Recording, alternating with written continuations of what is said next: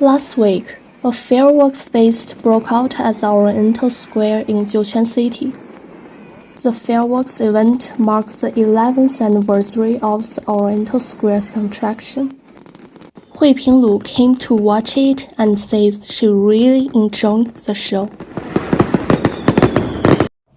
这场烟花非常壮观，也让我很感动。因为自疫情以来，广场已经很久没有这么热闹了。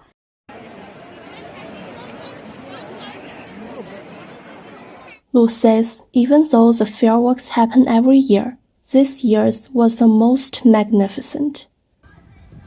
The square was empty for the 10th anniversary celebration because of the pandemic, but this year, 通过这次放烟花以后呢，我们感觉到困难的时间过去了，以后的日子会越来越好。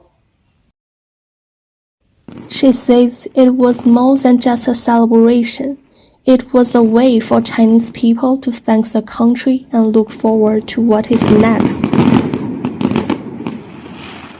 This is Hao Miaolu in Jiuquan, China, reporting for Tiger Media Network.